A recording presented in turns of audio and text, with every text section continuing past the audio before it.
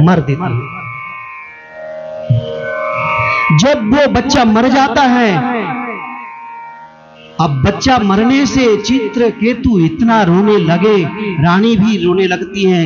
अब रोते रोते पागल हुए।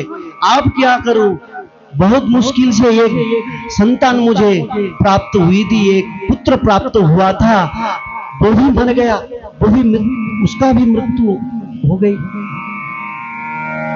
वो भी मृत्यु को प्राप्त हो गए। अब मैं क्या करूं, वो खाना पीना बिल्कुल छोड़ दिया, स्नान करना छोड़ दिया। आप तो रोने लगे, पीटने लगे। अब क्या करूं, अब मैं इस प्राण को रखूंगा नहीं, मैं मर जाऊंगा, मैं अपने प्राण को त्याग दूंगा। बहुत रोने लगे। तब भगवत इच्छा से, भगवान की इच्छा से फिर नारद जी अंगिरा ऋषि वहां पर आते हैं। आकर के कहते, राजन तुम क्यों रोते हो? बोले देखो ना गुरुजी, बहुत मुश्किल से तो पुत्र प्राप्त हुआ था, वह भी मृत्यु को प्राप्त हो गया है। अब मैं जीऊंगा नहीं गुरुजी, अब मैं मर जाऊंगा। तब नारद जी कहने लगे, अरे राजन तुम पुत्र मोह को छोड़ दो, भगवान का भजन करो, भगवान की उपासना करो, भगवान के लिए तपस्या करो। ये सब माया है। बोले नहीं गुरुजी,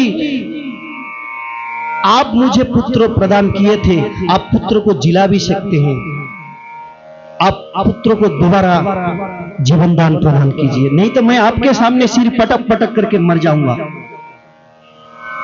अब नारद जी सोचने लगे, ये समझेगा नहीं, ये तो समझेगा नहीं। तब नारद जी क्या करते हैं, नारद जी वो जो जीवात्मा, वो जीवात्मा को आह्वान करते हैं। जीवात्मा को आह्वान करके जीवात्मा को कहते हैं, अरे जीवात्मा देखो, तुम अपना शरीर को छोड़ करके कहां चले गए हो?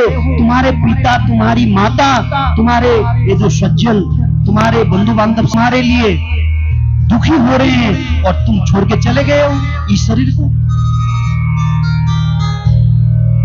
इस प्रकार जब कहते हैं, वो जीवात्मा हंसते हैं, बहुत जोर से हंसने लगते हैं और हंसते हुए कहते हैं, बोले ये चित्रकेतु किस जन्म के पिता है मेरे, ये मूर्ख हैं, ये कुछ नहीं जानते हैं, ये ज्ञानी नहीं है, ना ये ज्ञानी है, ना ये भगवान के भक्त हैं, ये मूर्ख हैं, ये अधम है, ये नहीं जानते, ना मैं किसी का पुत्र हूं, ना मेरा कोई पिता है। अरे कितने जन्म तक वो चित्रकेतु मेरा पुत्र बने हैं, उसको पता है इस जन्म में मैं उसका पुत्र बना हूं, मैं दिव्य आत्मा हूं, मैं भगवान के जो अंश है उस अंश का अंश हूं, मैं चित्रकेतु का पुत्र नहीं हूं, ये मूर्ख है। इस प्रकार जब कहने लगे जीवात्मा, चित्रकेतु जो गिर रहा था, मर रहा था, अपने छाती को पीट रहा था, दुखी हो रहा था, बैठ गया, बैठ जाते हैं, बैठ करके कह रहे क्या बात, मैं तो फालतू में रो रहा था, जिस पुत्र के लिए रो रहा था वही पुत्र मुझे आज इस प्रकार गाली दे रहे हैं, मैं मूर्ख हूं। फिर वो जीवात्मा कहते हैं, करे नारद जी चित्रकेतु को बता दीजिए, जिसका वो बाप है वो तो पड़ा हुआ है। बोले जिसका वो पिता है वो पड़ा हुआ है, वो शरीर का बाप है, वो शरीर तो मृत्यु शरीर तो पड़ा हुआ है, उसको लेके वो जिंदा रहे।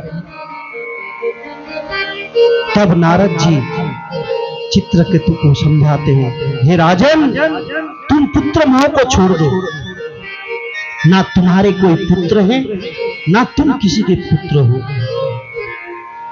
और जिसके तुम पिता हो वो तुम्हारे सामने पड़ा है, ये मुर्दा पड़ा है, मृत शरीर पड़ा है।